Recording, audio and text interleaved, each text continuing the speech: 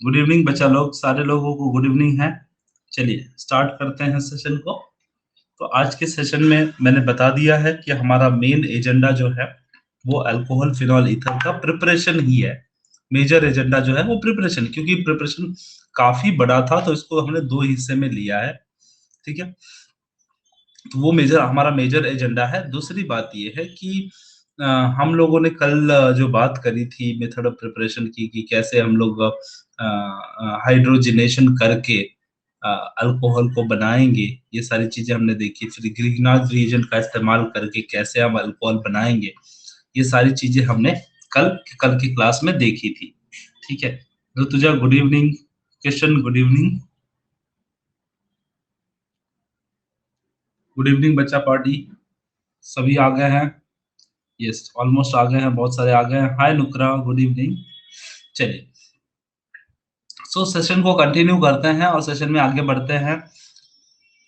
आज का जो टॉपिक है वो काफी अच्छा उम्दा टॉपिक है और कनेक्टिंग टॉपिक है, जो कल वाले टॉपिक से कनेक्टिंग है। जिन बच्चों को समझ ना आए थोड़ा बहुत हम लोग यहाँ डिस्कस कर लेंगे, और जो बच्चे नए हैं उनके लिए मैं बोलूंगा कि प्लीज मेरे प्रीवियस सेशन के वीडियो एक बार देख लें। अगर वो देखेंगे तो डेफिनेटली उनको ज्यादा क्लियर होगा as compare to now. Because जब हम पहली दफा पढ़ाते हैं ना, जब पहली बार पढ़ाते हैं तो काफी नए नए और डेली लाइफ के क्वेश्चन और डेली लाइफ के एग्जाम्पल के साथ पढ़ाते हैं, तो वहां पर आपको काफी इंपॉर्टेंट चीजें मिल जाएंगी।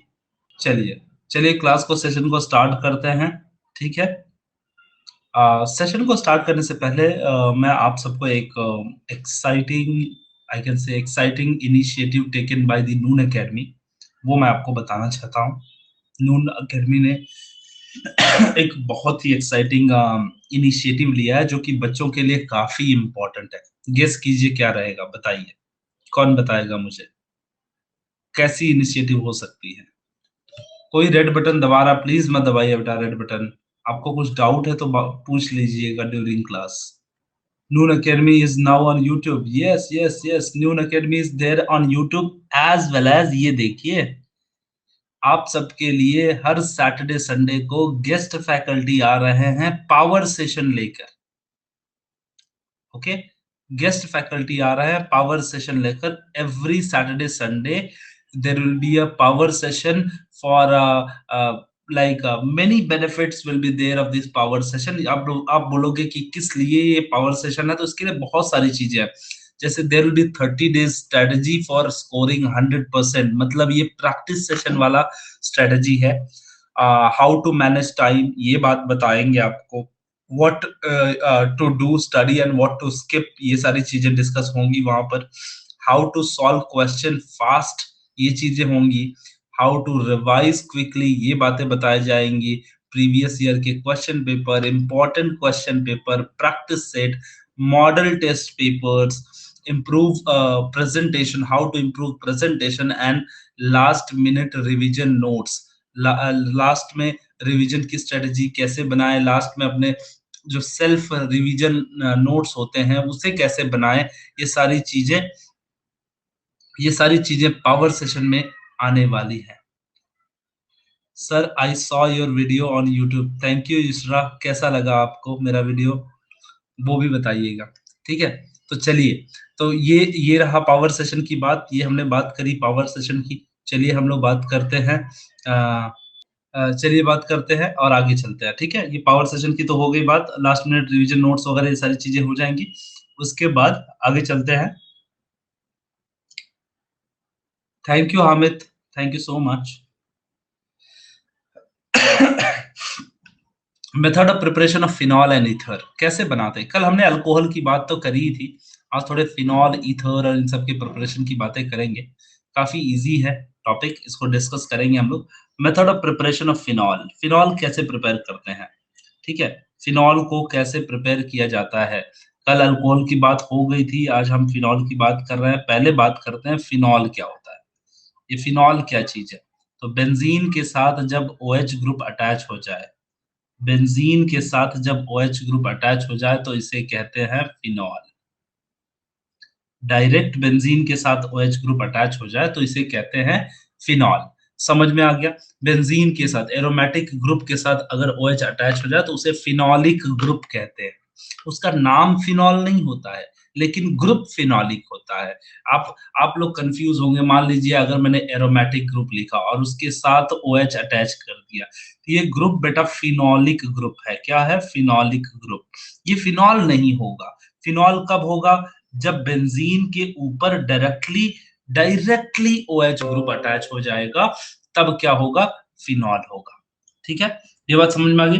फिनॉल क्या होता है? Phenol is what? Something where the benzene ring, on benzene ring directly OH group is fused. OH group is directly added, will be called phenol. और इसी फिनॉल को हमें प्रिपेयर करना है, बनाना है। और कैसे बनाएंगे ये मैं आपको सिखाता हूं यहाँ पर। ये मैं आपको यहाँ पर दिखाता हूँ, ठीक है? कैसे प्रिपेयर करना है ये मैं दिखा देता हूँ आपको कि how to prepare this thing. चलिए बात करते हैं, इसकी बात करते हैं। देखिए, from chlorobenzene Dow's process. Dow's process, what is the Dow's process? Dow's process क्या होता है ये बात करते हैं हम लोग डाउज प्रोसेस की। How the Dow's process is form. Okay, Dow's process कैसे होता है ये देख लेते हैं। So in case of Dow's process chlorobenzene is fused with NaOH। Sir मैं भी यही सोच रही हूँ। एरोमेटिक NOH तो अल्कोहलिक ग्रुप होता है ना? एरोमेटिक NOH तो अल्कोहलिक ग्रुप होता है। नहीं बेटा युशरा, यहाँ पे रुको, मैं क्लियर कर देता हूँ। ये मैंने अभी देखा। देखो क्या होता है, यहाँ देखिए, अल्कोहल और फिनॉल में ह्यूज डिफरेंस क्या है मैं आपको बता देता हूँ। ये मैं कई बार डिस्कस किया पुराना टाइम पे, और फिर यहाँ पे बताना बहुत जरूरी है ये। देखिए, अल्कोहल जो होता है इसमें भी OH group as a functional group है। इसमें भी ऐसे फंक्शनल ग्रुप क्या है? OH ग्रुप है। और इसमें भी OH ग्रुप क्या है? फंक्शनल ग्रुप है। ठीक है? बट इन दोनों में मेजर फर्क क्या है? इसमें मेजर फर्क ये है कि जब कोई अल्काइल ग्रुप, किसी भी अल्काइल ग्रुप के ऊपर OH ग्रुप डायरेक्टली अटैच हो जाए, OH ग्रुप डायरेक्टली अटैच हो जाए, तो उसे हम अल्कोहल कहते हैं। अल्कोहल कहते हैं। ठीक है? कोई अल्काइल ग्रुप अल्कोहल अल्कोहल मतलब अल्कोहल कहते हैं कब? जब अल्काइल ग्रुप के ऊपर OH अटैच हो जाए। अब आप बोलोगे सर क्या क्या अल्कोहल के अंदर एरोमेटिक ग्रुप नहीं आ सकता? अगर आप क्वेश्चन पूछोगे सर क्या अल्कोहल के अंदर एरोमेटिक ग्रुप नहीं आ सकता, मैं बोलूंगा कि यस आ सकता है, ऑब्वियसली आ सकता है, एरोमेटिक ग्रुप आ सकता है। लेकिन aromatic group should not directly link with OH. It should link with some of the carbon, and that carbon has to link with a OH. Okay, it should not directly link with a OH. Yes, like CH2, or we can say sp3 hybridized carbon. किसी sp3 hybridise carbon से attach हुआ रहे और aromatic group उससे attach है तो कोई बात नहीं, हम लोग ले लेंगे, हम उसको अपनी टीम में रख लेंगे, तो भी वो अल्कोहल कहलाएगा। लेकिन डायरेक्टली एरोमेटिक रिंग पे, जो अगर एरोमेटिक रिंग है उसके ऊपर डायरेक्टली OH अगर अटैच होता है तो उसे हम कहेंगे फिनॉल। फिनॉल क्या होता है? किसी भी एरोमेटिक रिंग के ऊपर OH अटैच हो जाना, मतलब फिनोलिक ग्रुप होता है। क्या होता है? Phenolic group. ये एक ग्रुप का नाम है, पूरे ग्रुप का नाम है, फिनोलिक फैमिली है आप बोल दीजिए। अब उसमें क्या होता है, अगर बेंजीन, एक्सक्लूसिवली बेंजीन के ऊपर अगर OH ग्रुप अगर आ जाता है, डायरेक्टली बेंजीन के ऊपर डायरेक्टली OH ग्रुप आ जाता है, तो उसे कहते हैं फिनॉल। मतलब फिनॉल का मॉलिक्यूलर फॉर्मूला क्या है? C6H5OH। C6H5OH is the molecular formula of phenol. C6H5OH is the molecular formula of phenol. Cyclic compound के ऊपर डायरेक्ट नहीं नहीं, देखो देखो युष्रा, यहां गड़बड़ हो जाएगा। अगर आप साइक्लिक कंपाउंड बोलोगे तो देखो ये बेंजीन नहीं है बेटा, ये बेंजीन नहीं है, ये क्या है? साइक्लोहेक्सेन है। इसके ऊपर अगर OH आया तो अल्कोहल हो जाएगा ना, ये तो अल्कोहल है। मैंने एरोमेटिक की बात करी है, एरोमेटिक की। तो साइक्लिक कंपाउंड, हर एक साइक्लिक कंपाउंड के ऊपर OH आया तो फिनॉल है, ऐसा नहीं है युष्रा। साइक्लिक जो कंपाउंड आपका है वो एरोमेटिक होना चाहिए। जो साइक्लिक कंपाउंड है वो क्या होना चाहिए, एरोमेटिक, और aromatic, that's sir, yes sir, that's what I want to ask. Now it is clear, Yushra, is it clear? Thank you sir, मुझे समझ गया। अच्छा, तो अब मुझे आप फटाफट बता दीजिए तो कि ये अल्कोहल है कि फिनॉल है कि ईथर है, बताइए जरा, तो क्विकली बताइएगा यहाँ पर। ये अल्कोहल है, फिनॉल है कि ईथर, मतलब ईथर तो नहीं है फिलहाल, ईथर नहीं है, लेकिन अल्कोहल है कि फिनॉल है, क्या है बताओ, बताइए। अल्कोहल है, अल्कोहल है। फिनॉल एक बच्चा बोल दिया, देखो गड़बड़ हो गया, ऋतुजा ने फिनॉल बोल दिया। बेटा फिनॉल होने के लिए तीनों तीनों बॉन्ड है क्या इसमें, देखो तीनों बॉन्ड है क्या, डबल बॉन्ड नहीं है ना, नहीं है ना, ये अल्कोहल है, ये अल्कोहल है, ठीक है। ओनली बेंजीन रिंग को अटैच होगा तो फिनॉल होते हैं, सही बात है, बिल्कुल सही बात है, ठीक है। अच्छा, मुझे बताइएगा, अभी सारे बच्चे आंसर देंगे और देखता हूं कितने बच्चे आंसर कर पाते हैं। ये देखिए एक रिंग है, ये रिंग है, और इसके ऊपर ये OH आ गया। अब बताइए ये फिनॉल है कि नहीं है, ये अल्कोहल है कि फिनॉल है, क्या है, फिर अल्कोहल बताया जाएगा सर। सर ये फिनॉल है, देखो तीनों तीनों बॉन्ड कॉन्जुगेशन सबका कंप्लीट हो रहा है बेटा, ध्यान से देखिए, आप देखिए ध्यान से, सबका कॉन्जुगेशन कंप्लीट होगा। ये एक, ये अल्टरनेट है कि नहीं है, तीनों अल्टरनेट है ना। अब ये देखिए, इसको लेके देखिए, इस तीनों को लेके देखिए, ये अल्टरनेट हुआ, फिर ये, और यहाँ पे भले नहीं है लेकिन इसके बॉन्डिंग की वजह से अल्टरनेट हो गया, फ्यूजिंग की वजह से, तो ये क्या है, OH अटैच हो गया। अब ये कौन सी रिंग है, which ring, aromatic ring, aromatic ring है, बेंजीन नहीं है, सिर्फ बेंजीन नहीं है वो, एरोमेटिक रिंग है। उस एरोमेटिक रिंग पे कौन अटैच है, OH अटैच है, तो हम क्या बोलेंगे, ये फिनोलिक ग्रुप है, फिनोलिक ग्रुप का कंपाउंड है। जैसे एक और उदाहरण देख लीजिए, एक और एग्जांपल देख लीजिए, बेंजीन रिंग है, एक और उसके साथ फ्यूज्ड बेंजीन है, और ये OH है, बताइए ये अल्कोहल है, फिनॉल है, फिनॉल, फिनॉल, सही बात है। बेटा ये सारे बच्चे फिनॉल तो लिख रहे हैं, लेकिन मैं उनको क्लियर करना चाहता हूं बेटा, ये फिनॉलिक इसका नेचर है, फिनॉलिक इसका नेचर है, लेकिन इसका नाम जो होगा वो नेफ्थॉल होगा, नेफ्थॉल। क्यों, क्योंकि ये बेंजीन नहीं है, अगर आप देखोगे ये बेंजीन थोड़ी है, इसका नाम है नेफ्थलीन, नेफ्थलीन है ये, नेफ्थलीन। सो नेफ्थलीन रिंग के ऊपर अगर OH आएगा तो क्या बनेगा, नेफ्थॉल, उसका नेचर क्या रहेगा, फिनोलिक, समझ में आ रहा है, alpha naphthol, very good, alpha naphthol, सही बात है, समझ में आ रहा है सबको, आइडेंटिफाई कर लोगे आप, किसी को कुछ डाउट नहीं ना बच्चा, किसी भी बच्चे को कोई परेशानी या डाउट तो नहीं है ना। Hello Ajit, good evening, I hope किसी बच्चे को कोई भी प्रॉब्लम नहीं है, right, right, nobody is having no problems, right, no problems, yes, okay, great, we'll go ahead। चलिए, तो अपने सेशन पे चलते हैं, पुराने वाले पे, और उस पे बात करते हैं थोड़ा। तो ये था, देखो हम लोग डाउस प्रोसेस से बनाएंगे, ठीक है, क्या बनाएंगे, फिनॉल। तो पहला प्रोसेस, अब इसमें name name name reaction is also, याद रखना है थोड़ा सा, कभी कभी क्लोरोबेंजीन वर्ड यूज नहीं करता है और बोलेगा कि how you will prepare phenol by Dow's process, तो डाउस नाम याद रखना है आपको। C for chloro, D for Dow's, okay, C for cow, D for Dow, ऐसे याद रखो, C for cow, D for Dow, and C for chloro, so chlorobenzene it will be there, okay, ऐसे याद रख लो, cow Dow, okay, so C for chloro, D for डाउ।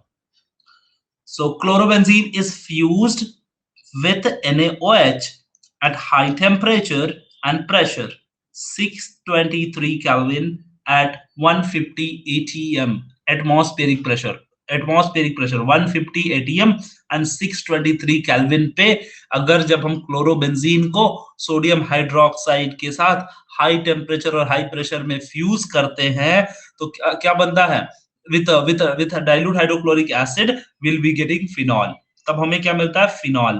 कैसे बनता है ये दिखा देता हूं मैं आपको, देखो और ये फर्स्ट पे, इसलिए कॉमन नेम में 1 नप्थॉल होगा ना sir? Yes yes yes, first पे तो कम, अब जैसे 1x नहीं लिखते बेटा, हामिद 1x नहीं लिखते ना, तो हम लोग सीधा बोल देंगे नप्थॉल, ऐसा।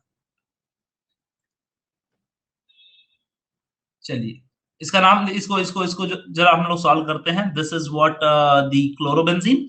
मान लीजिए मेरे पास क्या है, क्लोरोबेंजीन है, क्लोरोबेंजीन, ठीक है।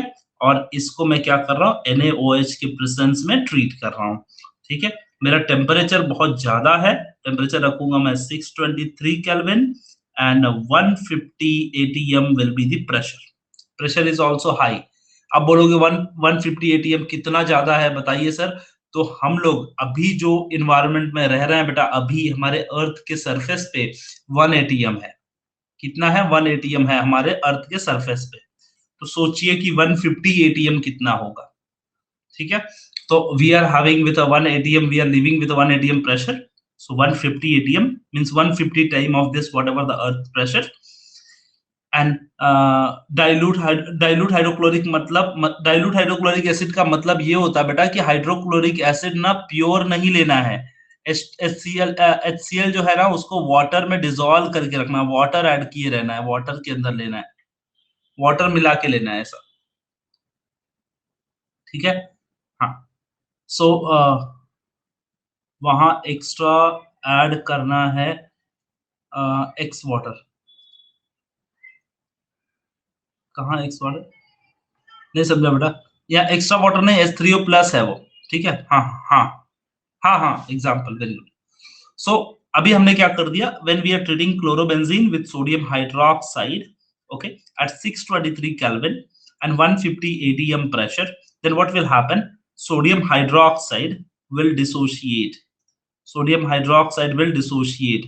How it will dissociate? NaO and H is there, no? So it will dissociate NaO minus and H plus, ऐसे dissociate होगा, it will dissociate into NaO minus and H plus, and this nucleophile will replace this chloro group here. This will replace to chloro group. You are getting an unstable intermediate. You are getting unstable intermediate.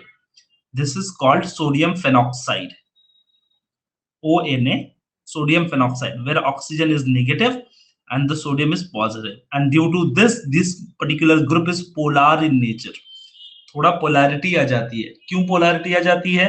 क्योंकि यहाँ पर oxygen negative है और sodium क्या है बेटा? Positive है। और फिर उसके बाद if you are treating with an acid, acid मतलब H प्लस आयन, मतलब हाइड्रोक्लोरिक एसिड। देखो, हाइड्रोक्लोरिक एसिड को प्योर नहीं लेना है, डाइल्यूट लेना है। डाइल्यूट का मतलब क्या है? जब उसको डिसोशिएट करते हो तो ये क्या बन जाता है? H plus and Cl minus, and यही H प्लस हम लोग लेंगे इसमें। आप H प्लस लिख सकते हैं यहाँ पर, या फिर H3O प्लस लिख सकते हैं, आपकी मर्जी है, आपकी मर्जी है, ठीक है। तो H प्लस आपने लिखा, ओके। और जैसे ही इसको ट्रीट करते हो, फिर क्या हो जाता है? This H plus will replace this Na plus here, okay. Na plus को क्या करता है? रिप्लेस करता है, और ये बन जाता है आपका फिनॉल। क्या बनता है बच्चा? ये बन जाता है आपका फिनॉल, ठीक है। इसको मैं साफ जगह पे थोड़ी दूसरे स्लाइड पे लिख के आपको दिखाता हूँ, तो काफी इजी लगेगा आपको, और आप नोट्स भी बना पाएंगे। रुकिए जरा, तो यहाँ पे किचपिच नहीं होगा और आपको साफ सुथरा अच्छी जगह पे लिखा हुआ मिलेगा, और इसी बहाने आपका रिपीट भी हो जाएगा। तो चलिए देखिए, समझ गया? Very good very good very good. देखिए, आपके पास क्लोरोबेंजीन है, काफी इजी है क्लोरोबेंजीन। और आपने क्या कर दिया? सोडियम हाइड्रोक्साइड के प्रेजेंस में 623 केल्विन पे एंड 150 एटीएम प्रेशर पे क्या किया है? हीट किया है। सर ये एक ही स्टेम में NaOH, yeah, it's a single step, yes, it's a single step process, single step process है बस। मतलब इंटरमीडिएट बनता है बीच में इंटरमीडिएट बनता है, बट सिंगल स्टेप है, यस। अब क्या होता है जब आप इसको ट्रीट करते हो? NaO and H plus, NaO minus and H plus। See, just imagine this nucleophile replaces this Cl, and you will be getting one unstable intermediate. क्या रहेगा यहाँ पर? Cl वहां चले आएगा तो ये हो जाएगा ONA, O is electronegative and sodium is positive यहाँ पर, ठीक है। ये अनस्टेबल इंटरमीडिएट है जिसका नाम है सोडियम फेनॉक्साइड। क्या बनेगा? Sodium phenoxide. और आपका Cl माइनस रहेगा, डोंट वरी, वो Cl माइनस कहीं गया नहीं है, ठीक है, Cl माइनस रहेगा। अब अगले स्टेप में आपका क्या होगा? स्टेप वही है, कंटिन्यू कर रहा हूं मैं बस यहां से, ठीक है। सोडियम फेनॉक्साइड जो था ONA था, इसमें आप H प्लस आयन एसिड के प्रेजेंस में जो ऐड करे थे वो क्या करेगा? वो आपके इस Na प्लस आयन को रिप्लेस कर देगा और आपका प्रोडक्ट बन जाएगा फिनॉल। अब आप देखोगे Na प्लस जो आया है वो Na प्लस और ये जो Cl माइनस आया था वो Cl माइनस क्या बन जाएंगे? NaCl, ठीक है। ये तो बाय प्रोडक्ट है, इसको लिखने की आवश्यकता नहीं है, ठीक है। तो आपको समझ में आ गया ये रिएक्शन कैसे होगा? इस प्रोसेस को बोलते हैं डाउस प्रोसेस। इस प्रोसेस को बोलते हैं क्या? डाउस प्रोसेस। समझ में आ रहा है? हाँ बोलिए विशाल। जी विशाल जी बोलिए। सर ये स्टेप समझ में आया, पर ये लास्ट स्टेप में थोड़ा गड़बड़ कुछ समझ में आया। कहाँ से बेटा? वो हमने ओ नेगेटिव Na प्लस लिया था ना, वो रिप्लेस करके। हाँ, इसको देखो Cl की जगह पर रख दिया, O नेगेटिव Na प्लस को हाँ Cl की जगह पर रख दो, Cl को लेके आ जाओ, तो ये देखो बना सोडियम फेनॉक्साइड। हाँ वो हो गया। हाँ फिर बाद में हमने Cl लिया था और इसमें से H पॉजिटिव आयन लिया था हमने। हाँ हाँ, इसमें H प्लस आप यहीं पे कंटिन्यू भी कर सकते हो, मेरे पास जगह नहीं था इसलिए मैंने ऐसा लिखा। नहीं नहीं, वो मुझे मालूम है वो हम्म, आपने क्या किया। हाँ फिर वहाँ ये Cl होना चाहिए था ना। हाँ, नहीं नहीं नहीं, HCl नहीं होगा बेटा, ये ऑलरेडी HCl है ना, तो HCl का कॉन्सेंट्रेशन तो ऑलरेडी है ना, ऑलरेडी HCl डाइल्यूट HCl लिया हूं ना बेटा, मैंने डाइल्यूट HCl पहले से लिया हूं ना मैं। तो फिर क्या करेगा? H प्लस आयन ज्यादा है, H प्लस आयन ज्यादा रहेगा तो जाएगा उधर और Na प्लस को इधर लेके आ जाएगा तो NaCl बनेगा, एन एन फिनॉल हो जाता है। समझा? ये Cl इधर किधर है सर? HCl देखो क्वेश्चन में लिया है, देखो यहाँ पे देखो, मैं किसी बच्चे ने क्वेश्चन पूछा था कि हाँ हाँ sir, dilute dilute HCl to obtain phenol, right. पहले से लिया है तो फिर वापस बना के क्या मतलब है? हाँ वो मालूम है। फिर H प्लस वहां पे जाएगा और Na प्लस इधर आ जाएगा ना। बराबर बराबर, ये प्लस आ जाएगा और इसके अंदर जो Cl आयन रहेगा उसके साथ प्रेसिपिटेट हो जाएगा, मतलब NaCl बन जाएगा। हाँ, NaCl इधर इधर लिखा है H3O पॉजिटिव लिखा है इधर। ये मैंने बताया ना आपको, H3O पॉजिटिव को H प्लस भी लिख सकते हो, H प्लस आयन। क्यों ऐसा लिखता है मैं बताता हूँ, देखो देखो HCl को जब वाटर में ऐड करते हो, ठीक है, वाटर में ऐड किया हाँ तो ये टूट जाता है, देखो कैसे टूटता है, H plus and Cl minus, and यहाँ जो H2O रहता है वो H2O इसके साथ बॉन्ड बनाता है और बनता है H3O plus plus Cl minus. तो आप या तो H प्लस लिख लीजिए, कोई बात नहीं, H प्लस भी इंडिकेट करता है एसिड और H3O प्लस भी इंडिकेट करता है एसिड। सर मेरा मतलब वो नहीं है कि मेरा मतलब ये है कि सर हमारा Na यहाँ पे रिप्लेस आया है H के जगह, हाँ और ये पहले से Cl था वहां पे, तो हम नहीं, वहां Na पे Na यहाँ पे रिप्लेस होके नहीं आया, Na यहाँ पे बाई प्रोडक्ट आएगा, यहाँ पे Na प्लस आएगा। बाहर आएगा क्या? हाँ तो ऑब्वियसली ना, ये तो रिएक्टेंट है, ये प्रोडक्ट में आएगा ना, रिएक्ट अभी एरो पे थोड़ी आएगा। अच्छा, और Cl किधर, मतलब बाहर ही जाएगा क्या Cl भी? नहीं रे बेटा, इन लोगों ने ना रिएक्शन का स्टेप नहीं लिखा, मैं इधर लिख के दिखाता तेरे को, रुक। सी देखो, यहाँ पे Cl है, NaCl है, ये Cl निकालो, ये Cl यहाँ पे प्रोडक्ट आएगा ना, लास्ट में प्रोडक्ट है ना, ये this is product, this is reactant, this is product, for this step this is reactant, this is product. तो हाँ एरो पे थोड़ी आएगा, ये Cl निकलेगा तो कहाँ आएगा? इधर आएगा ना, Cl माइनस ऐसे इमेजिन करो वहां पे है, अच्छा। और Na प्लस NaOH उधर गया। समझ में आ रहा है? हाँ आ रहा और है सर। फिर हाँ H3O प्लस है तो फिर ये सब हो जाएगा। अच्छा, युष्रा ने एक क्वेश्चन पूछा था कि सर हम लोग पर सर ने बोले कि एक ही स्टेप है। समझा सर, थैंक यू। हाँ हाँ, सी ये मैं एक ही स्टेप क्यों बोल रहा हूँ, क्योंकि देखो इसमें क्या हो रहा है, हम लोग एक ही साथ में इसको कंटेंट को ले रहे हैं। आप you can write in 2 steps. ये 2 स्टेप में आराम से आसानी से लिख सकते हो युष्रा। देखो मैं बता रहा हूं आपको, ये 2 स्टेप कैसे है, क्योंकि पहले स्टेप में आपका NaO ऐड होके सोडियम फेनॉक्साइड आयन बनता है, और दूसरे स्टेप में सोडियम आयन रिप्लेस होके H+ आयन ऐड होके फिनॉल बनता है। तो if you are considering this small step for transition state also, तो आपका 2 स्टेप है। अगर ये अनस्टेबल प्रोडक्ट को काउंट ही नहीं करते हो तो फाइनल एक ही बार में आपका बन जाता है। ठीक है, ठीक है, हाँ, गॉट इट, यस यस। जिसमें इंटरमीडिएट है वो 2 स्टेप। चलो you can count, it's up to you, no issue, but जिसमें इंटरमीडिएट होता है वो उसमें एक ही बार ऐड, जैसे अभी दूसरा ने पूछा था कि सर हम डाइल्यूट HCl कब डालेंगे, तो बेटा डाइल्यूट HCl एक ही साथ में, वो टेस्ट ट्यूब के अंदर एक ही साथ में सब कुछ डाल देना है, और उसी में इंटरमीडिएट बनेगा, उसी में प्रोडक्ट बनेगा। ये टेम्परेचर की वजह से, Hamid, this is due to pressure and temperature. If this condition if will not follow, it will not happen. Chlorobenzene plus HCl ऐसा लिख दे क्या? नहीं नहीं नहीं, बिल्कुल यहाँ पे नहीं करना है। देखो मैं आपको बताता हूँ, आप बिल्कुल कंफ्यूज हो रहे हो।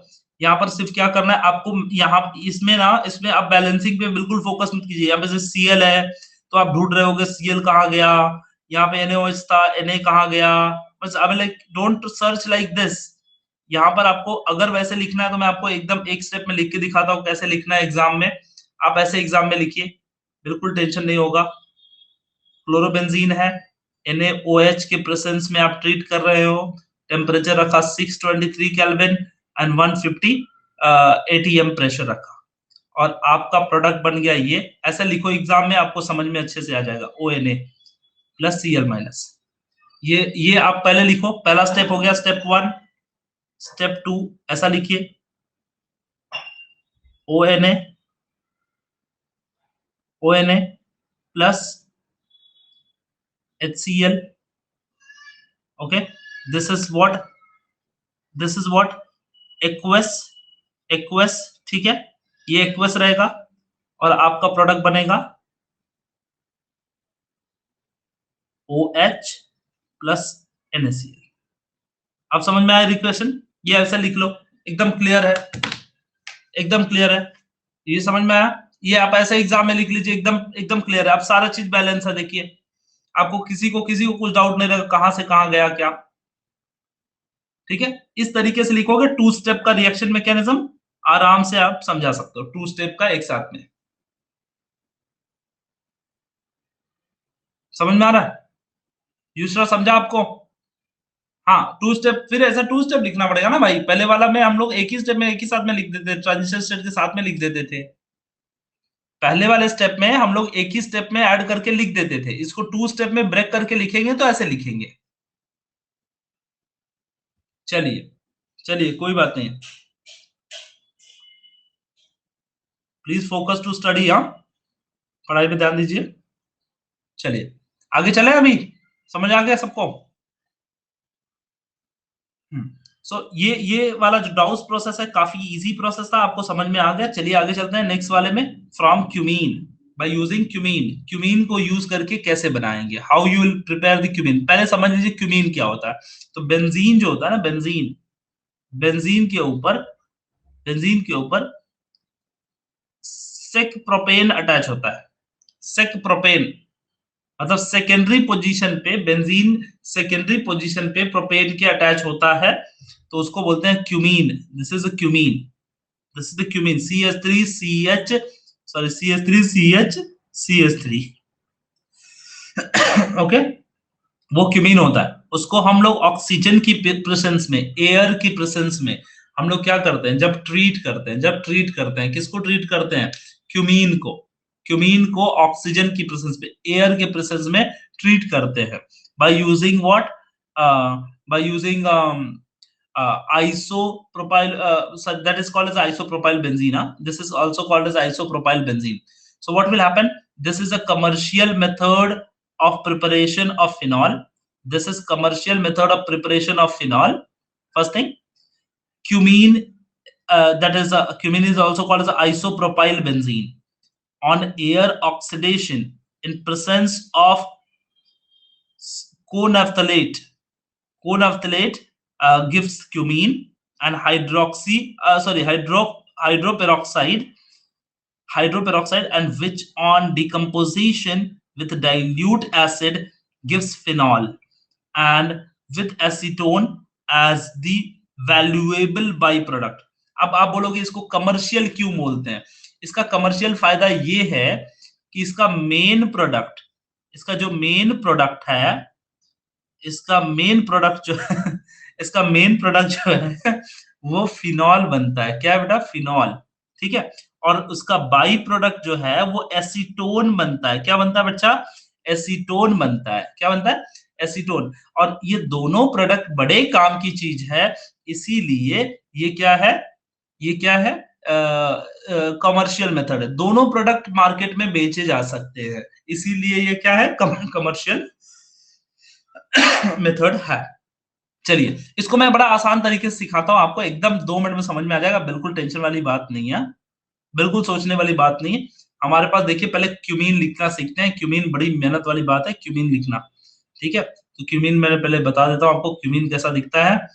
ठीक है, क्यूमीन देखिए, cumene, this is cumene, CH3CH3।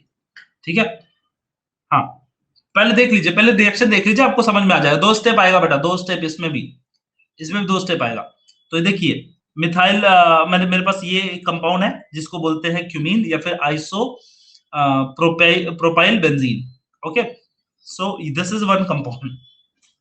अब इसको हम लोग क्या करते हैं? क्यूमीन को ऑक्सीजन के प्रेजेंस में ट्रीट करेंगे। ऑक्सीजन के प्रेजेंस में क्या करेंगे? ट्रीट करेंगे। और जब ऑक्सीजन के प्रेजेंस में ट्रीट करेंगे तो ये oxygen at nearly 400 kelvin, something 423 kelvin, 423 kelvin के आसपास टेम्परेचर हमको रखना है। ठीक है, 450 या 423, what is given over here, let me see, ये दिया है 423 केल्विन। यस, एंड कोनएफ्थलेट के प्रेजेंस में ट्रीट करना है।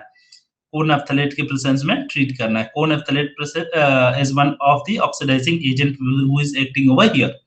ऑक्सीडाइजिंग एजेंट जैसा काम कर रहा है यहाँ पे कोनएफ्थलेट। तो यहाँ पर मैं लिखूंगा कोनएफ्थलेट। ठीक है, उसके प्रेजेंस में मैं ट्रीट कर रहा हूं। और जैसे ट्रीट करूंगा, क्या करेगा?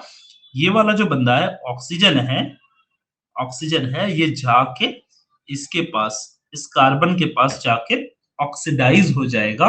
और मिलेगा क्या हमको? देखो, ये कंपाउंड ऐसा मिलेगा आपको जो कि इंटरमीडिएट होगा, OOH।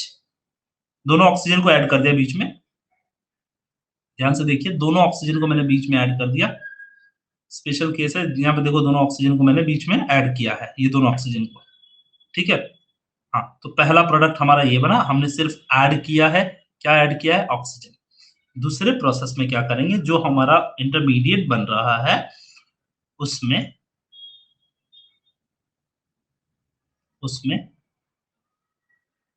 OH, उसके अंदर हम लोग क्या करेंगे? हम लोग ट्रीट करेंगे डाइल्यूट हाइड्रोक्लोरिक एसिड। ठीक है, डाइल्यूट हाइड्रोक्लोरिक एसिड को ट्रीट करेंगे। और ट्रीट करने के बाद, शॉर्ट में O2 क्यों नहीं लिखते? शॉर्ट में O2 कैसे लिख सकते हैं बेटा? O2 पहले क्या था? पहले क्या था बेटा? O2 ऐसे था और उसमें sp3 हाइब्रिडाइज बॉन्ड था। आप बोलोगे चलो आपने छेड़ दिया है बात, तो मैं यहाँ बताना बहुत अनिवार्य है। O2 है, देखो, O डबल बॉन्ड O है, और ये पहले ऐसे हुआ करता था। तो इसका अनसैचुरेटेड बॉन्ड जब आपने हीट किया ना, ये टेम्परेचर दिया, तो ये टूट गया, और टूटने के बाद फ्री रेडिकल बना, और तब जाके इन दोनों के सब बीच में ऑक्सीडेशन हुआ है। जैसे सिंगल लिखते हैं। हमें समझ में आ गया? हाँ, हाँ, ठीक है। So after this, what will happen? If we'll treat with the dilute hydrochloric acid, this entire product will come out as a ketone, acetone, and the OH will form over there. So what you are getting? You are getting your product, OH will form over there, plus this entire product will come out, and that will be CH3, C double bond O, CH3. So this is acetone, this is phenol, ये क्या है? Phenol. और आपका ये जो रहा process है, इस प्रोसेस को बोलते हैं from cumene prepare phenol from cumene. जी सर ये समझे। लास्ट वाला समझा नहीं सर, ये CH3 वो हाँ कहा देखो, गया। ये यहाँ तक समझ में आया, बन गया। हाँ इसको जब डाइल्यूट हाइड्रोक्लोरिक एसिड के प्रेसेंस में करोगे ना, तो ये देखो, ये ऑर्गेनिक पार्ट जो है ना, एरोमेटिक पार्ट, ये वाला टूट के निकल जाएगा एसीटोन वाला, और ये OH ना उसके ऊपर रिंग के ऊपर अटैच हो जाएगा जाके, और यहाँ पे आपको बनेगा फिनॉल, और ये एसीटोन बनेगा।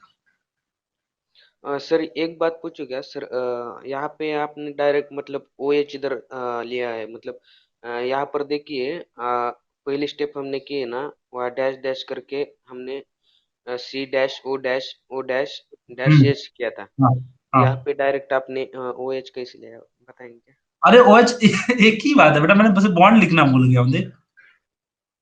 अच्छा वैसा है क्या? हाँ, ये ठीक मैं बॉन्ड लिखा नहीं हूँ, शॉर्टकट मार दिया था थोड़ा सा, टेंशन नहीं लेना।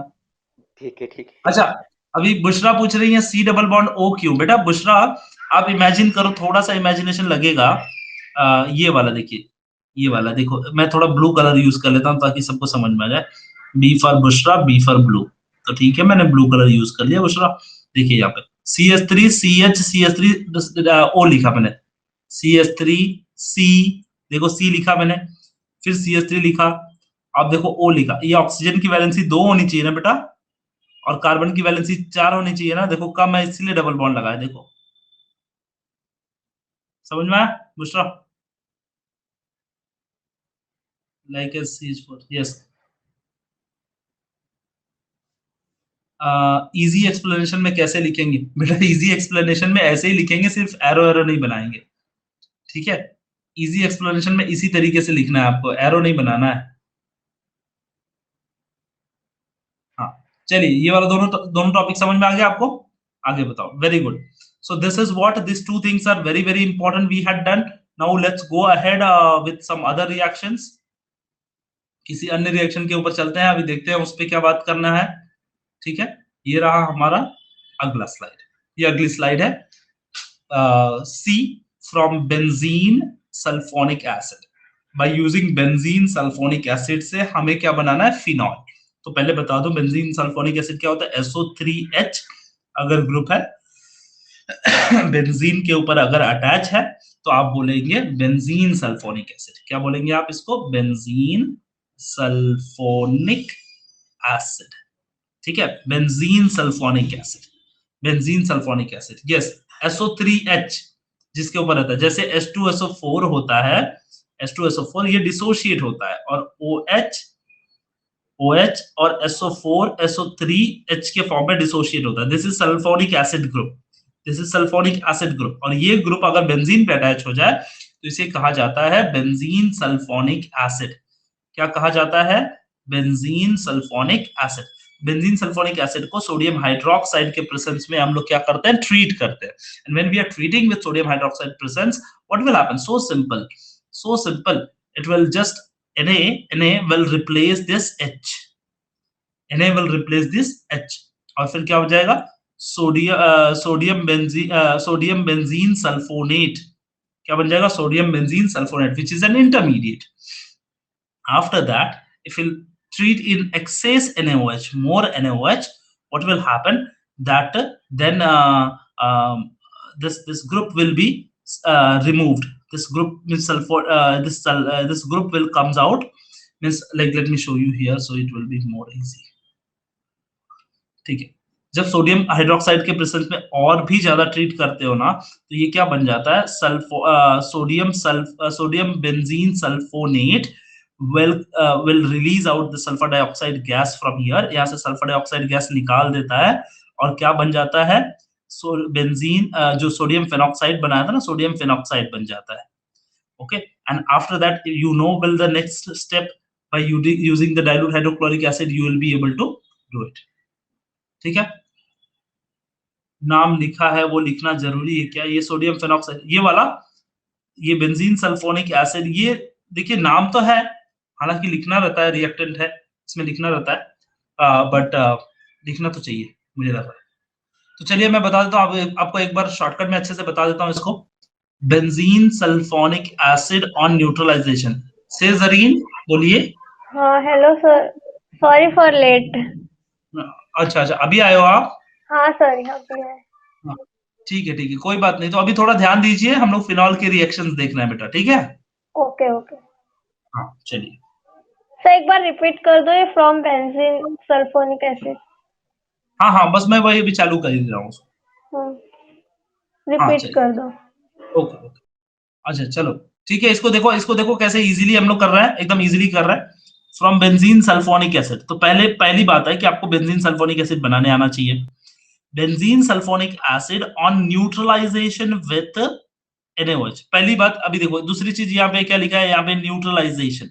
तो न्यूट्रलाइजेशन करना है किसके प्रेजेंस में? सोडियम हाइड्रोक्साइड के प्रेजेंस में। तो सोडियम हाइड्रोक्साइड क्या है बेटा? ये बेस है। क्या है? बेस है। और आप सल्फोनिक एसिड, खुद ही एसिड लिखा है उसके अंदर, तो आप समझ जाओगे कि वो एसिड है। तो एसिड और बेस को मिक्स करके हम क्या करने वाले हैं? न्यूट्रलाइज करेंगे। जब न्यूट्रलाइज करेंगे तो क्या बनेगा बेटा? ये सॉल्ट बनेगा।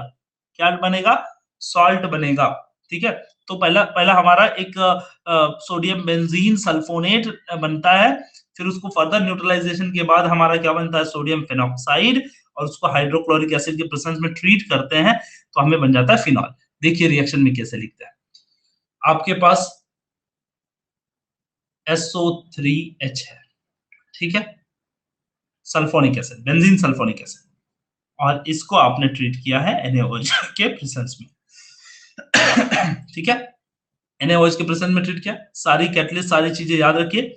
इसको हम लोग को NaOH के प्रेजेंस में ट्रीट करना है। पहले सिर्फ ऐड करना है बेटा, सिर्फ ऐड करना है पहले। तो जैसे ही आप ऐड करते हो ना, जैसे ही आप ऐड करते हो, किसको किसको ऐड करते हो? सोडियम हाइड्रोक्साइड को। तो ये रहता है एसिड और ये रहता है बेस। तो आप बोलोगे इसको टेम्परेचर लगेगा? कुछ नहीं लगेगा बेटा, सिर्फ आपको हीट, इसको सोडियम हाइड्रोक्साइड ऐड करना है। और जैसे ही ऐड करोगे ये टूट के क्या बन जाएगा? देखो, बेंजीन है एंड SO3 रहेगा, H सिर्फ रिप्लेस होगा और ये बन जाएगा SO3Na। Na पॉजिटिव है and this group is negative and this will act as a salt. This will act as a salt. And देखो ये H और ये OH क्या बन जाएगा? वाटर। सॉल्ट और वाटर बनता है ना, acid plus base gives out salt plus water. बनता है कि नहीं बनता है? देखो इसमें सॉल्ट प्लस वाटर बना है ना। अब क्या होगा कि अब ये जो ग्रुप है उसको फिर से बेस से ट्रीट करो। Add more sodium hydroxide SO3Na और इसमें NaOH के प्रेजेंस में ऐड करो और इसको अब हीट करना है 523 केल्विन के आसपास। आपको हीट करना है। अब की बार आपकी हीट करना है, पहले न्यूट्रलाइज कर लो उसको, सॉल्ट बना लो। और बनाने के बाद अब आपको क्या करना है? हीट करना है इसको। और जैसे ही हीट करोगे तो क्या हो जाएगा? इसमें से सल्फर डाइऑक्साइड यहां से निकलेगा। क्या निकलेगा? सल्फर डाइऑक्साइड निकल जाएगा। जब सल्फर डाइऑक्साइड यहां से निकल जाएगा, डाइऑक्साइड, तो एक ऑक्सीजन और Na के साथ बनेगा सोडियम फेनॉक्साइड। क्या बनेगा? Sodium phenoxide. ये भी निगेटिव, ये पॉजिटिव।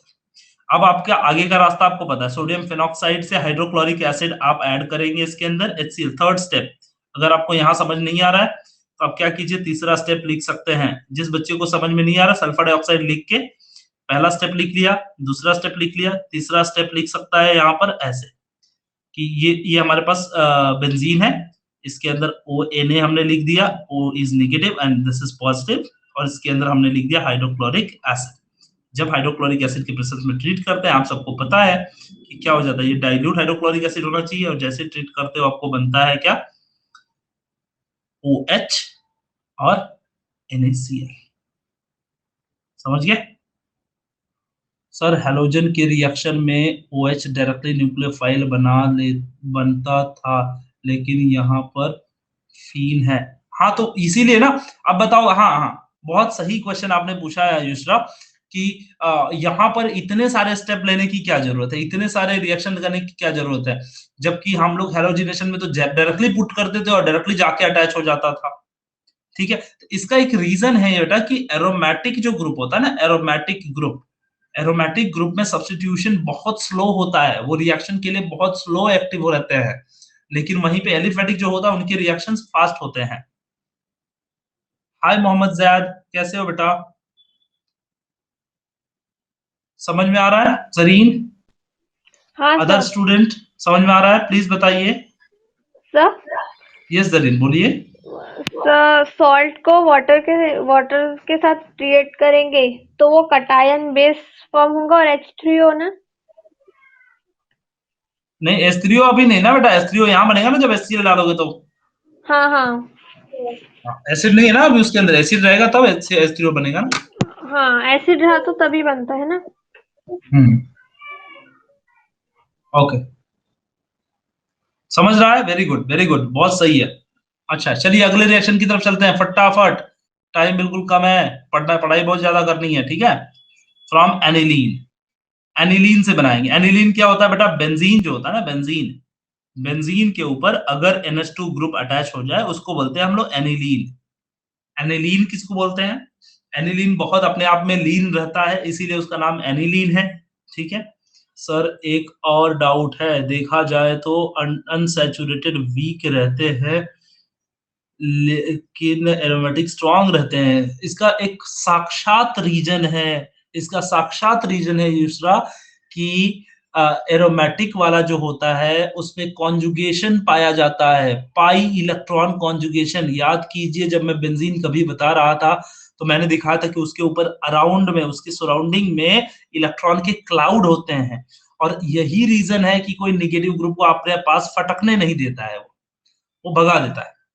सर नाम इतना यूनिक है सबका, उफ।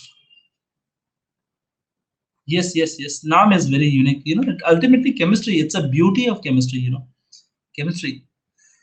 चलिए कोई बात नहीं, समझ में आ गया।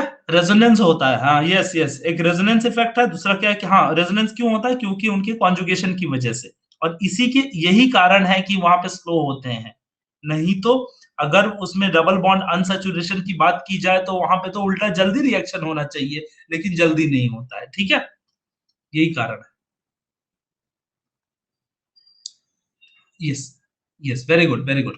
From aniline, aniline is treated with a nitrous acid. Nitrous acid कैसे बनाते हैं बेटा? NaNO2 को हम HCl में ट्रीट करेंगे, ये Na अपने फ्रेंड Cl के पास चले जाएगा और ये HNO2 बन जाएगा, HNO2 बन जाएगा, और फिर बन जाएगा हमारा नाइट्रस एसिड, ठीक है। तो ये नाइट्रस एसिड बना बनाया नहीं मिलता है जल्दी, हमें बनाना पड़ता है कभी कभी। तो हम क्या करेंगे, नाइट्रस एसिड कैसे बनाएंगे? नाइट्रस एसिड को बनाने के लिए सोडियम नाइट्रेट लीजिए और हाइड्रोक्लोरिक एसिड लीजिए और दोनों को मिक्स कीजिए, गर्म कीजिए, कितने टेम्परेचर पे? 273 केल्विन टेम्परेचर पे गर्म कीजिए। फिर क्या हो जाएगा, इन दोनों में दोस्ती हो जाएगी, अपना एक रिएक्शन बना लेंगे और HNO2 बन जाएगा। समझ में? HNO2 को हम लोग बोलते हैं नाइट्रस एसिड। तो वो जो नाइट्रस एसिड आपने बनाया उस नाइट्रस एसिड को एनिलीन में ट्रीट कर दीजिए, मतलब उसमें एनिलीन ऐड कर दीजिए, और जैसे ही एनिलीन ऐड करेंगे तो बेंजीन डाइजोनियम क्लोराइड नाम का सॉल्ट बनेगा, बेंजीन डाइजोनियम क्लोराइड नाम का सॉल्ट बनेगा। क्योंकि एनिलीन ये जो है वो क्या है, बेस है, ये क्या है बेटा, बेस है, और ये HNO3 क्या है, एसिड है, क्या है, एसिड है। तो बेंजीन डाइजोनियम क्लोराइड नाम का क्या बनेगा आपके पास, सॉल्ट बनेगा, और इस सॉल्ट को अगर वाटर के प्रेजेंस में अगर हम हीट करते हैं तो nitrogen gas will evolve out. If nitrogen gas will evolve out and you will be getting the phenol as the product. क्या मिलेगा आपको, फिनॉल मिलेगा प्रोडक्ट के तौर पर। समझ में आ रहा है? तो इस रिएक्शन को देख लेंगे एक बार। नहीं समझ में आ रहा है? लाल बटन दब चुका है बच्चों का, काफी इजी है बेटा, देखते हैं। चलिए देखिए, हमारे पास क्या करना है, हमारे पास एनिलीन लेना है, एनिलीन लेना है सर, एक बार ब्लैंक पेज पर, बिल्कुल बिल्कुल बता रहा हूँ बेटा। एनिलीन को नाइट्रस एसिड के प्रेजेंस में ट्रीट करना है और बनेगा सोडियम डाइअज़ो बेंजीन डाइजोनियम क्लोराइड, और फिर H2O के प्रेजेंस में होगा। तो चलिए देखते हैं इसको, मैं ब्लैंक पेज पे एक बार दिखाता हूँ कैसे लिखना है। आप ले लीजिए एनिलीन, क्या ले लेंगे, एनिलीन,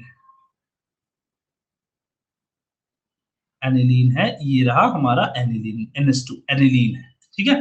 तो हमने एनिलीन ले लिया, और एनिलीन को हम किसके प्रेजेंस में ट्रीट करेंगे, एनिलीन को किसके प्रेजेंस में ट्रीट करेंगे, सो क्यूट रिएक्शन, ओहो हो, it's really cute reaction, really, इतनी लंबी प्रोसेस से फिनॉल बनता है, यस यस यस, इसलिए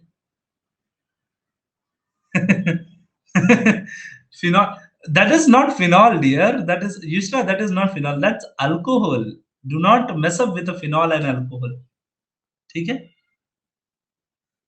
हाँ हाँ, अल्कोहल होता है, यस यस यस। हाँ, तो हमारे पास एनिलीन है, एनिलीन को हम नाइट्रस एसिड HNO2 के प्रेजेंस में ट्रीट करेंगे, नाइट्रस एसिड के प्रेजेंस में ट्रीट करेंगे, और जैसे ही हम ट्रीट करेंगे, देखो बड़ा स्मार्ट रिएक्शन है ये, HNO2 के प्रेजेंस में ट्रीट करेंगे, और जैसे ही ट्रीट करेंगे इसको HNO2 के प्रेजेंस में, ये क्या करेगा पता है, ये आपको आपको एक प्रोडक्ट देगा। कैसे? आप ऐसे अनुमान लगाइए, ये बेस है और ये क्या है, एसिड है, तो आपको प्रोडक्ट क्या आना चाहिए, सॉल्ट। आपका प्रोडक्ट क्या आना चाहिए, सॉल्ट, ठीक है।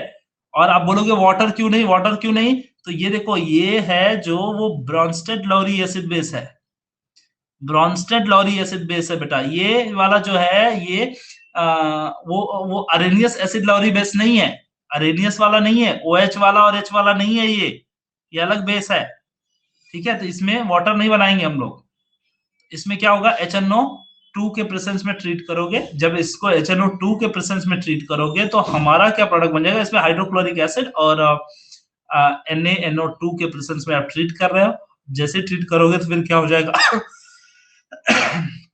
क्या हो जाएगा, यहाँ पर बनेगा डाइजोनियम N2NCl, ओके, N2NCl, ये बनेगा diazonium salt, benzene diazonium salt बनेगा, ठीक है। अब ये जो बेंजीन डाइजोनियम सॉल्ट है, ये वाला जो सॉल्ट है, इसको आप ऐड करोगे, इसको बेंजीन डाइजोनियम सॉल्ट जो है, इसको हीट करोगे, बेंजीन डाइजोनियम सॉल्ट है, इसको हीट करोगे in presence of water, okay, water के प्रेजेंस में आप इसको हीट करोगे तो ये जो नाइट्रोजन गैस है वो निकल जाएगा, और H जो Cl है वो H आयन के प्रेजेंस में, H plus and OH minus ion है ना, तो H प्लस के साथ में HCl बन जाएगा, एंड OH जो है ना वो जाके यहाँ अटैच हो जाएगा, तो आपका प्रोडक्ट क्या बनेगा, देखिए आपका प्रोडक्ट बनेगा OH, this is called phenol, and this will be forming N2 gas and HCl।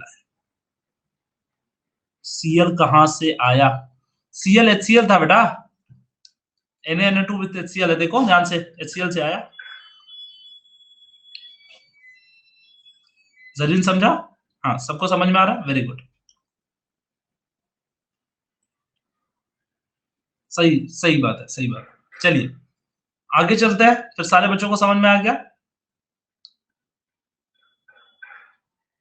अच्छा, उसको कैटलिस्ट क्यों बोला, कोई मुझे बता सकता है, चलो मैं आपको यहीं पे एक हिंट देता हूं, चलो, हाइड्रोक्लोरिक एसिड को कैटलिस्ट क्यों बोलता, why we it is called as catalyst here,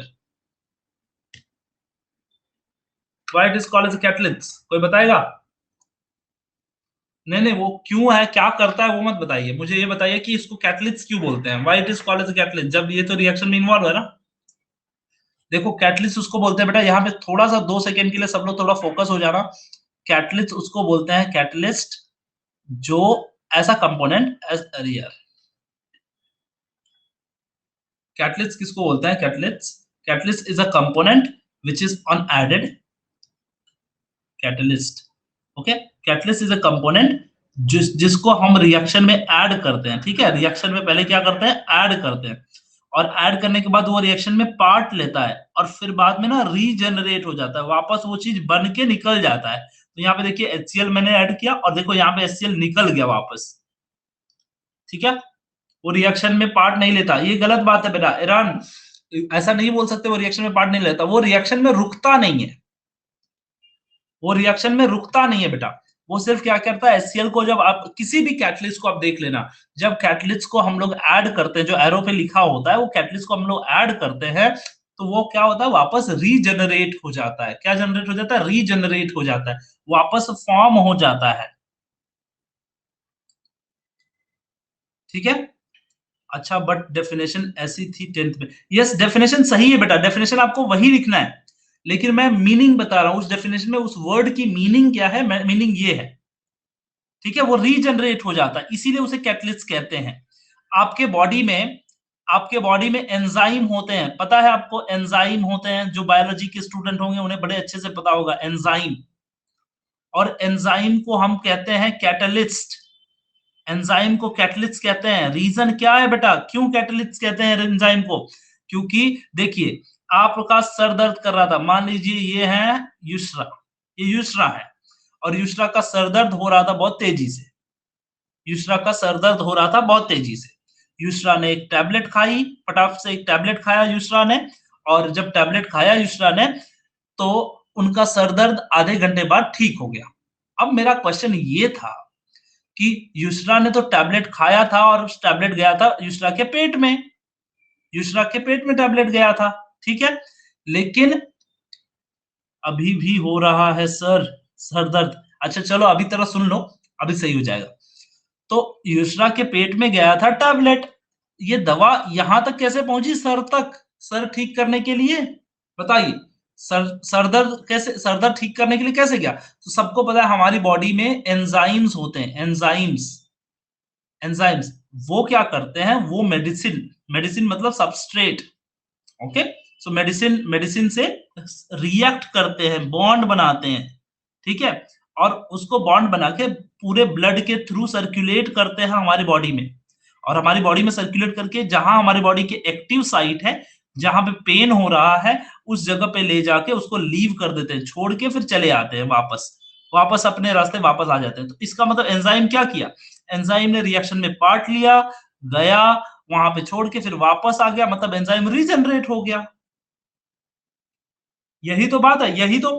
आप बताओ सारे लोग कोस रहे थे कि इतना देर क्यों लग रही है वैक्सीन बनाने में, सब बोल रहे थे ना कोरोना की वैक्सीन बनाने में इतना देर क्यों लग रही है, तो रीजन ये है कि सूटेबल एंजाइम का मिलना बहुत जरूरी है। हर एक एंजाइम, जो जितने भी एंजाइम है हमारे बॉडी में, हर एक एंजाइम हर एक मेडिसिन को कैरी नहीं कर सकता, उसके साथ हमको उसकी बॉन्डिंग होनी चाहिए, उसके अरेंजमेंट होने चाहिए, उसके shape of the molecule is very important. उस दवा का जो मेडिसिन का जो शेप है ना, उस एंजाइम में फिट होना चाहिए, तभी वो एंजाइम बॉन्ड बनाएगा। इसीलिए वैक्सीन ढूंढने में इतना टाइम लग रहा है बेटा, नहीं तो फिर वैक्सीन ऊपर का क्रीम का मलहम और लोशन नहीं है ना, कि लोशन जैसा लगा लिया उसको सही हो जाएंगे हम लोग कोरोना से, ऐसा तो नहीं है ना। तो ये चीजें हैं, ठीक है, तो एंजाइम की बातें आपको बड़ी ध्यान में रखनी है, ठीक है। तो ये एंजाइम को कैटलिस्ट कहा जाता है, क्योंकि कोई भी मटेरियल कैटलिस्ट सिर्फ वो होता है कि जो आता है हेल्प करता चले जाता है। जैसे आपकी लाइफ में teacher is a catalyst, teacher हमारी लाइफ में आते हैं, हमें पढ़ाते हैं और फिर कुछ चले जाते हैं और हमारा प्रोग्रेस हो गया रहता है।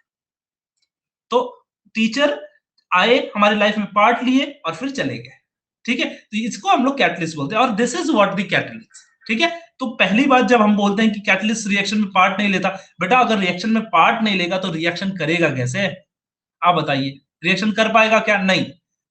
तो रिएक्शन में पार्ट लेता है, टूटता भी है, बॉन्ड भी बनते हैं उसके, बिखरता भी है, फिर लास्ट में प्रोडक्ट में आके ना वो रीजनरेट हो जाता है। अरे ऐसी बात नहीं है बच्चा, कोई बात नहीं है।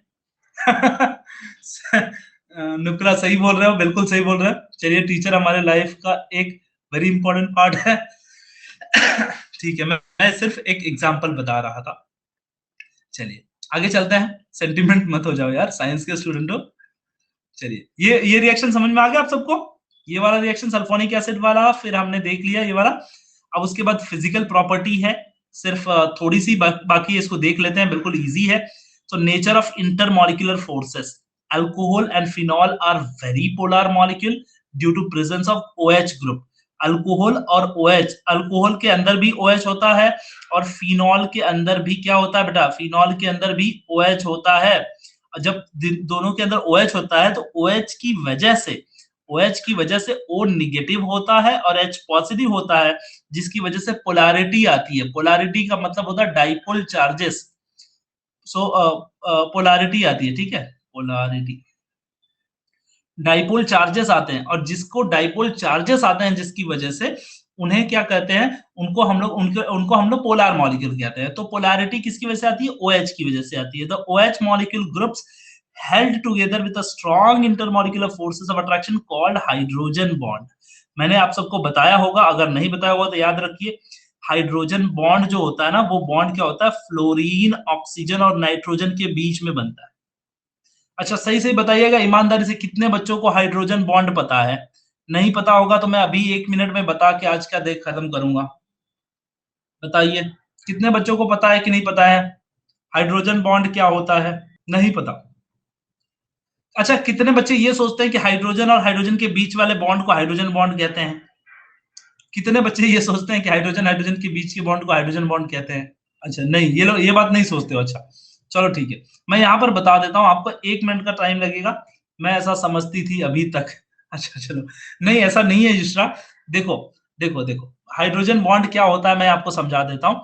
देखो, जब हाइड्रोजन हाइड्रोजन एक बड़ा स्पेशल बंदा है, फर्स्ट नंबर रोल नंबर 1 है इसका हाइड्रोजन का, और हाइड्रोजन के केस में ये ऐसी केस पाई जाती है, बाकी किसी के केस में ऐसा नहीं है। तो ये काफी खूबसूरत बात है हाइड्रोजन की।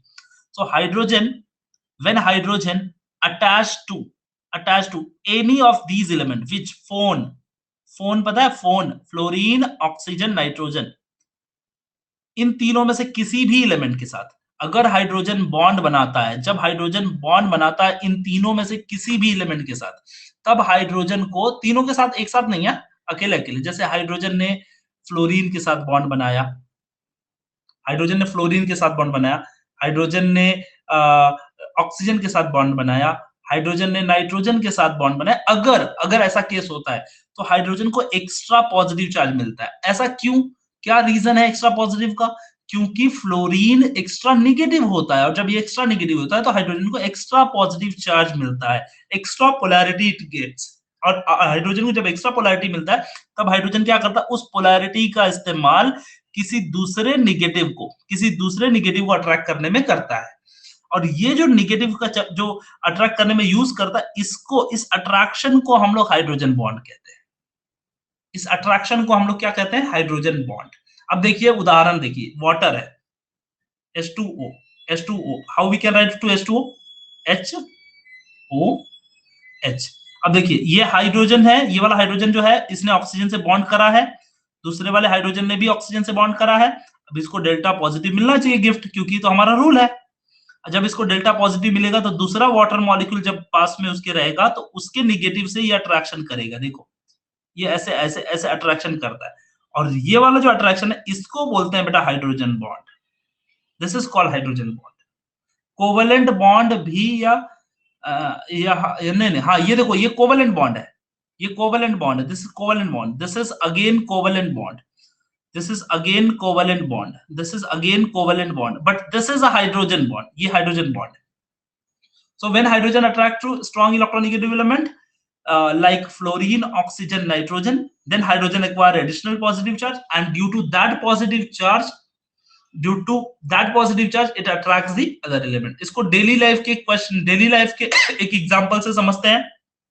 मान लीजिए कोई एक बंदा है, कोई एक बच्चा है, हामिद एक स्टूडेंट है मेरा, Hamid, H for Hamid, H for hydrogen, ठीक है। हामिद क्या करता है, फ्लोरीन के साथ जब बॉन्ड बनाता है ना तो हामिद को गिफ्ट मिलते हैं, पैसे मिलते हैं पॉजिटिव, हामिद को पैसे मिलते हैं, और हामिद उन पैसों का खर्च दूसरे किसी के साथ बॉन्ड बनाने में करता है। ये वाला तो बॉन्ड बन गया, जो पॉजिटिव चार्ज मिला उसको खर्च कहां करता है, दूसरे के बॉन्ड बनाने में। तो ये जो नया बॉन्ड बनाता है अट्रैक्शन की वजह से, इसको बोलते हैं हम लोग हाइड्रोजन बॉन्ड। बात समझ में आ गई? एकदम आसान है कि नहीं है? नहीं नहीं नहीं, बिल्कुल आप शब्द मत इस्तेमाल कीजिए बेटा हामिद, गलत बात है ना। अभी ये एजुकेशनल पोर्टल है ना बेटा। हाँ चलिए, तो आज का जो सेशन था, इस सेशन में हम लोग इतनी बात करेंगे। कल वाले सेशन में हमारी थोड़ी फिजिकल प्रॉपर्टी हम लोग बात करेंगे, और हमें डिस्कस करना है केमिकल प्रॉपर्टीज के बारे में। तो बहुत सारी चीजें कल डिस्कस करने वाले। कल इंट्रोडक्शन ऑफ ईथर होने वाला है, फिजिकल प्रॉपर्टी, थोड़ी सी फिजिकल प्रॉपर्टी डिस्कस करेंगे, physical, and then introduction of ether, okay, then chemical properties is also there. Chemical property 3-4 चीजें हैं, इन सबको हम लोग डिस्कस करने वाले हैं कल के सेशन में। तो आज के सेशन के लिए इतना ही।